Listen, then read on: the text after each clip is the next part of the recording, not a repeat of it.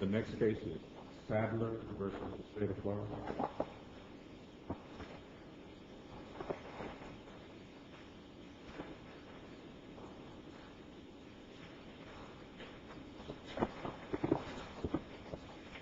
Good morning, judges. Mr. Crandey, may it please the court, I'm Nancy Ryan, representing the appellant Christopher Sadler. This case is fairly bristling with interesting issues, not the least of which is whether the circuit court ever had jurisdiction of the case. I'm sure the court's familiar with the facts. A felony information was filed against Mr. Sadler. A null pros was filed, and then a document called Notice of Intent to Withdraw Null Prosequi was filed. The parties went ahead and proceeded as if an information had been filed. They selected a jury. They swore a jury. After that, an amended Let me ask information you was this, filed. Ms. Ryan. What is the effect, if any, of the amended information? I'm not sure. As I explained in the brief, I looked and looked for a case that suggested in any way that jurisdiction can spring into being when it doesn't exist at the outset of the case. I could find no such case. Jurisdiction is invoked upon filing of an information which is a sworn charging document. I mean, that's what invokes the trial court's jurisdiction. Correct. Can jurisdiction, as you just said, spring into being? Can it be invoked, after, I guess it was on the second day of trial, after jury selection, I guess, right? Our position would be no. I submit you'd be creating new law by deciding that, unless your clerks found something I couldn't find. I could not find any case that suggested in any way that jurisdiction can spring. How about if it had been filed right before trial, before the jury selection? The amended information. I mean, there's no problem with that from a jurisdictional standpoint. No, Judge, that happens all the time. I don't see that there would be any problem. But I mean, assuming that there had not been a prior information, or that the information had been null pros, could the state file an amended information immediately before trial and proceed to trial on that document alone? I'm sorry, we're assuming that there was an original information, that there was not? Assume all the facts like we have in this case, except for that the amended information was filed, right before jury selection commenced. I believe that's, I don't see a jurisdictional problem with that. Of course, the defendant would be entitled to arraignment on the new information. Yeah, but I mean, he probably waived it here, right? I mean, well, here there was, I think there was, here the state's counting on the fact that there was a waiver of the jurisdictional problem. Our position, of course, is that jurisdiction cannot be waived by agreement of the parties. No, I mean, arraignment can be waived. So. Arraignment can be waived, and routinely is. Our best case. About the effect of speedy trial on a case where there's a null pros. Under the rule of procedure, does a null pros stay running speedy trial? A null pros cannot be used to stay the running of speedy trial. The speedy trial then itself implementing, that is, the time that expired and brought to the attention of the court, does the lawyer have to file a motion for discharge before the speedy trial takes place? Been prosecuted or being prosecuted long after speedy trial has who's being prosecuted long after. I'm not sure if the state is entitled to its window of recapture at that point. I'm not sure whether a motion for discharge would have to be filed long after speedy trial has elapsed. I think it does.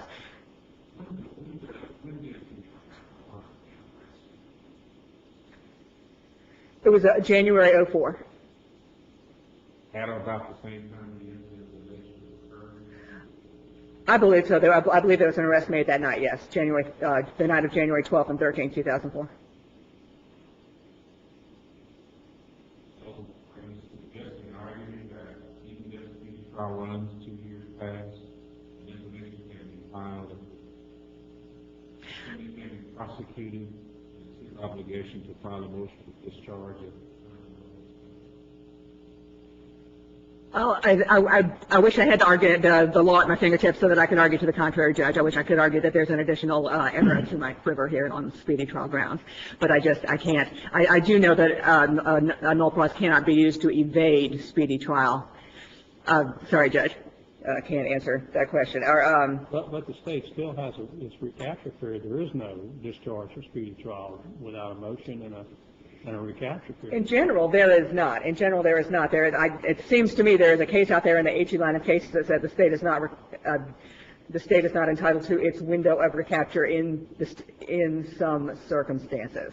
But I cannot for the life of me come up with what those circumstances are, judges. I apologize. If there's good case law out there, I'll see that I get it to you in a prompt fashion. Did jeopardy attach in this case? Assuming you're correct that the lower court did not have jurisdiction, did jeopardy ever attach? I don't think it could have. When the moment when it would have attached is when the jury was sworn, and there was no jurisdiction at that time. So I don't believe jeopardy ever attached. I'd like to. Brian, let me ask you. As I understand it, the jury is selected and sworn when there's no information on the table, you might say. The next day or 2 days later, the amended information is filed. Is that correct? Correct. And the case proceeds to trial. Yes. Now, the filing of the information, you agree, is the jurisdictional entryway that we're looking for. Is that correct? I understand your argument is that it doesn't relate back to the swearing of the jury. But you would agree with me that the initiation of the criminal proceeding is by the filing of that amended information. I agree with you that subject matter jurisdiction is conferred on a trial court by the filing of a correct charging document. But again, as I was telling Judge Thorpe, it's our position in this case that couldn't confer jurisdiction. Right. I understand your theory on retroactivity. Let me ask you to consider this question, though. We've got a jury admittedly sworn prior to the filing of the information. We've got the information, and then we have the substantive part of the trial. Why can't we view that, as if, for example, what if they had filed the information, picked the jury, but just forgot to swear the jury, and everybody proceeded on down the road with an unsworn jury? But what happens in that instance, if you know? In that case, jeopardy never attaches, and therefore, I think it's just a dress rehearsal, or is that something that can be waived? I don't believe that could be waived, Judge. Judge Orfinger stays up late at night thinking of these questions. Well, isn't there a case where the jury room was supposed to swear the jurors? They did not. They came up and sent back because there was no properly entitled jury. Probably so, Judge. Probably so. I'm going to take the position that Judge Orfinger has suggested, and that the proceedings are solely a dress rehearsal until jeopardy somehow attaches. An issue also arises, even if you rule against me on that point, which is point 2, whether the state filed the correct offense in this case, because the statute of limitations ran over the weekend on second and third degree felonies in this case. So our position there is that the state should have filed and only may file the third degree felony of attempted use of a child in a sexual performance in this case. What they did file was purchase of a child or sale of a minor, purchase of a minor. I submit that statute is just way off base. That's just not what happened here. I'm relying solely on a case called Adams versus Culver, which has never been receded from. It's a 1959 case, not so old, from the Florida Supreme Court. That's a case where the defendant showed dirty pictures to a child, and he was charged with a second degree felony of lewd and lascivious conduct, and the Florida Supreme Court said, not too fast. There's a statute that holds a lesser penalty on it that specifically deals with showing dirty pictures to children. So that's the only thing he's guilty of. I submit we've got the same thing here. We've got a very specific statute that creates the second degree felony of use of a child in a sexual performance, which sexual performance is defined to include taking or showing pictures.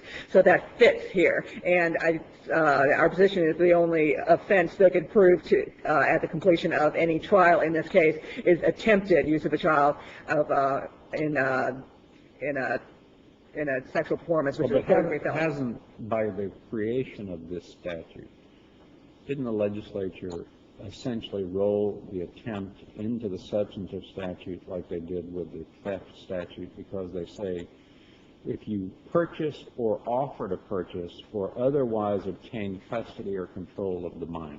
Yes, they did, but there was no offer to purchase a minor here. Well, Here, the I child's think not the- being brought into a life of crime by money changing hands. She's just being borrowed for a few minutes for a few pictures to be taken at, I think, $20 a picture.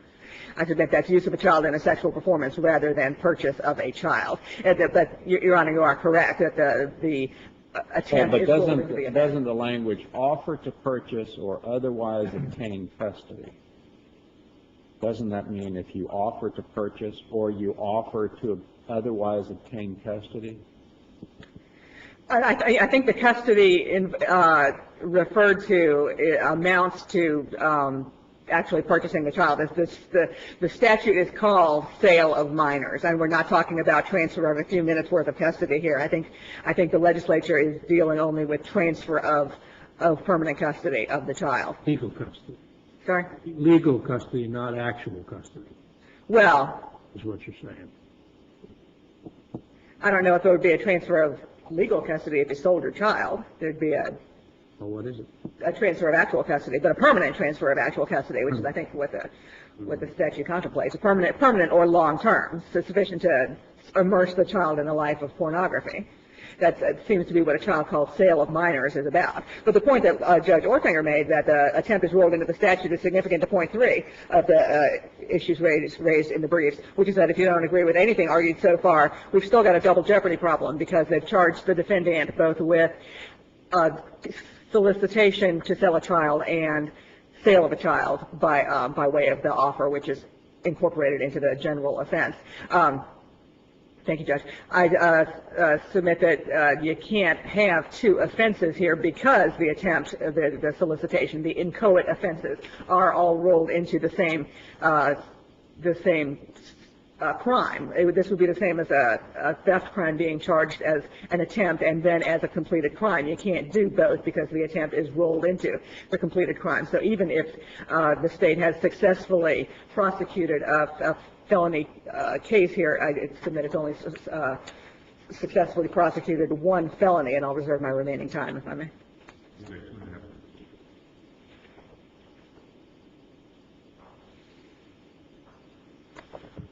Good morning, Your Honors, Counsel. Mr. Parenti, let's start off with the, tell me what Is you this think. Mr. Parenti here? Yes. Oh, he hadn't had a chance to say It was anything. Mr. Parenti the last 20 or 30 times he You was. want to introduce yourself? Yes, Your Honors, my name is Carmen Corrente, representing the state, and my first statement will be, where would you like me to start? I'd like you to tell me what the legal effect is of the document that the state filed styled to the effect of withdrawal of null pros, and what procedural rule authorizes such a document. I'd like to start by saying there is no procedural rule that prohibits such a document. But other than that, I have never seen such an animal before, I will admit. And I believe, as best as we can tell, as I can tell from the record, I think it was an effort to reinstitute the original information rather than filing a new offense or filing a new case number. That was an inner working between the clerks and what the state attorney was trying to do. But I also know that there was no objection and seemingly some kind of understanding that this would take place. Let's kind of approach it from the beginning. You agree with opposing counsel that the initiation of the criminal proceeding is by information or indictment? Correct. And that's the document that opens the jurisdictional door. Yes. And you would also agree that the filing of a null pros divests the court of jurisdiction and closes that jurisdictional door. Yes. Okay. So if we all, I think we're all pretty much in agreement when the state null pros the case, the court was divested of jurisdiction, the jurisdiction door was closed. So now we have to examine the next step, which is the filing of this, 14 months later, the filing of this withdrawal of information, which apparently admittedly was, withdrawal of null pros, which admittedly wasn't objected to. Can jurisdiction be created by agreement, subject matter jurisdiction be created by agreement of the parties? No, not generally, it cannot. Can give me, we said not generally, I mean, are there any instances Well, you can think of, or at least let me ask you this, rather than giving you a quiz on criminal law, are there any instances that might relate to this case that you can think of? no, I was not able to come up with one. All right. So at the time the jury was sworn, would you agree that that the court did not have subject matter jurisdiction? I couldn't agree with that. Okay, let's go back now. We've got the null pros, which you agree divest the court of jurisdiction. Correct. We have the withdrawal of null pros, which I think I've gotten you to at least agree that the parties can't create jurisdiction by agreement or waiver, and that you're not really sure what that document does. Is that a fair statement? That's a fair statement. We know the defendant shows up in court, a jury is selected, and at the time the jury is selected, there's no extant information on the table. Is that right? No written information. Is there any procedure? I'm curious as to is there an unwritten information? Doesn't the rule talk in terms of the state shall file? Can you file an unwritten document? Well, yes, Your Honor, but there are cases that do say that an unsworn, unsigned, various procedural difficulties with an information. But there's still a piece of paper in the court file. But we still had a piece of paper in the court file at the beginning of jury selection that was orally amended. And at the judge, the court read, before the jury was sworn, the court read that information as the information to be used in that case.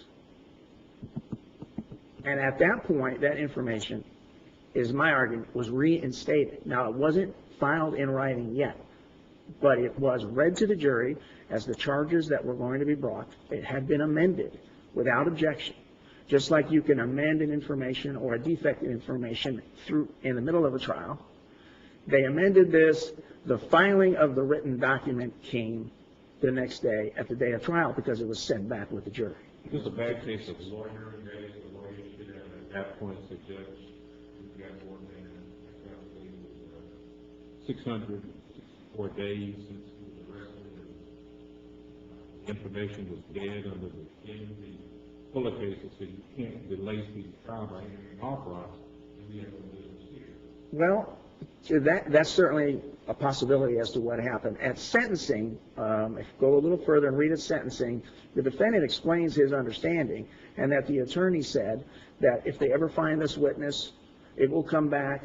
He didn't think that that was going to be a likely possibility, but there was some discussion and some understanding as to, I think, the filing of that initial no pros.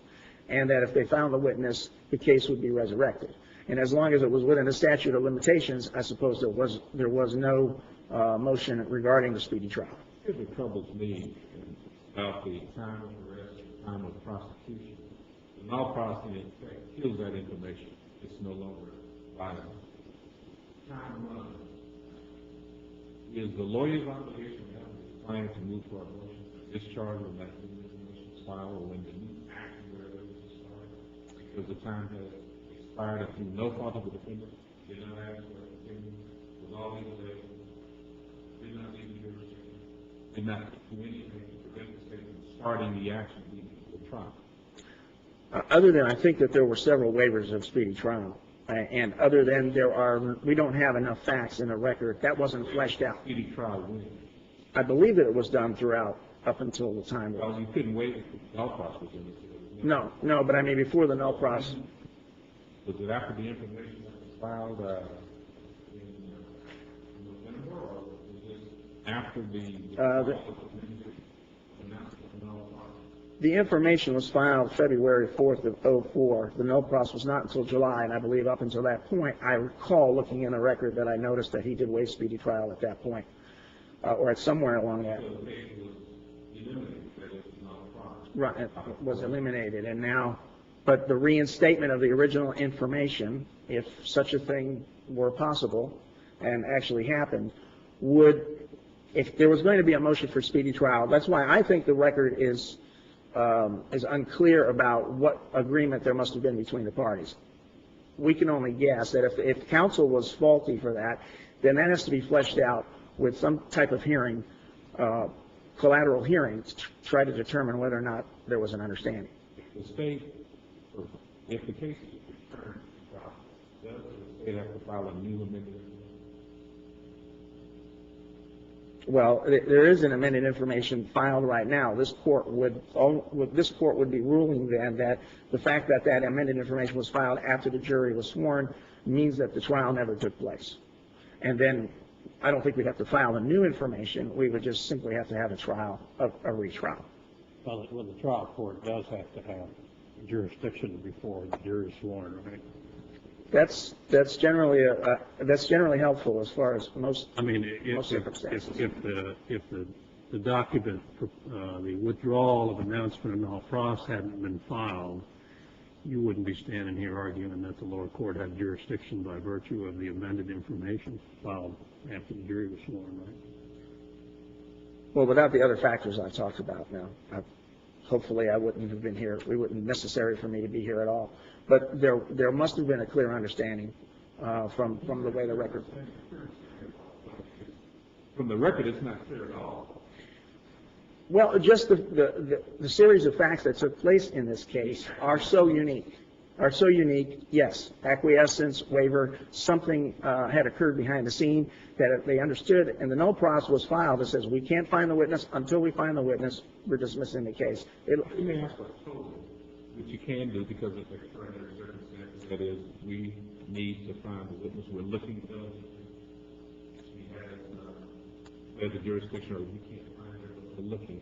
We need to wait until we can get it back. I would have thought that would have been a better procedure to take. You can total speedy trial, certainly, for a missing witness, and you can ask to extend that speedy trial. Assuming that we determined that there was no jurisdiction here, are the other points that Ms. Ryan raises moot? Well, no, you've got a conviction here for two separate offenses, and if I may, just briefly, the solicitation offense, the offense to offer or purchase, I think it includes, if I may say, rent, lease, or buy. I mean, the idea is he tried to obtain a minor, custody and control of a minor, in order to perform sexually explicit acts. Now, whether he was going to release that minor afterward or not, because this wasn't a purchase and sale, doesn't make it come under some other statute. I mean, if we find that the lower court didn't have jurisdiction and we reverse the conviction on that ground, Well, some direction just on, rendering an advisory opinion on these other issues? Or? yes, that would be an advisory opinion, but it's an issue that was raised here, and it's one that the court can address because it'll be the amended information, I would imagine, if there isn't a speedy trial issue down below. But the solicitation is separate from the first-degree felony because not only did he try to get her daughter, when that failed, he solicited her to go find someone else. She said she'd go find a nephew or a relative and bring that minor to a second meeting.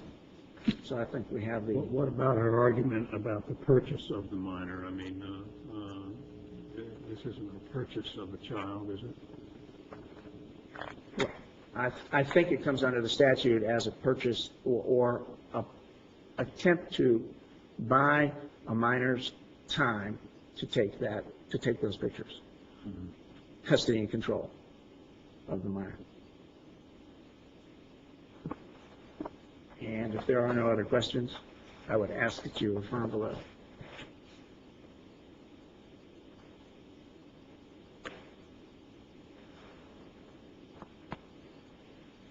Ms. Ryan, assuming that we determined that the lower court did not have jurisdiction and we remand the case, Are your other issues moved at that point?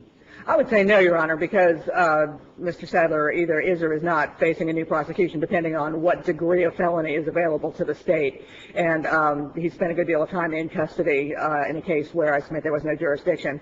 I submit he should not be spending another year or so in custody based on another prosecution for a statute that doesn't apply in this case. I would ask the court to go ahead and write an opinion on what statute does apply to the crime that was committed in this case. You've got a full record to write an opinion from. With regard to some of the questions the court asked earlier, what's the effect of the withdrawal of no prosecutor? I submit that's got no effect at all. It's just a statement of notice to take a legally effective action. And I've just had a look at the record, and I do not see a waiver of speedy trial, but it's not the most complete record. It's not one of those records where they put in every sheet of paper that was in the court file, but there's nothing in the record to indicate that speedy trial was in that way. Would you agree that the issue of speedy trial is really, if we send the matter back, that's really a separate matter to be addressed? Because if he had, for example, if he had waived speedy trial in the past, and speedy is not an issue. Right. The waiver of speedy trial lasts forever throughout. Right. Throughout. So, I mean, those are facts that we don't really have to be terribly concerned with at this point, because we don't have a record that would suggest to us one way or the other whether speedy's a problem. And if it is a problem and the case goes back, he's got to file a notice of discharge and see what happens at that point. That's correct, Judge, and the public defender's office is on notice that a notice would be appropriate in these circumstances. Thank you, Your Honor. Take a break.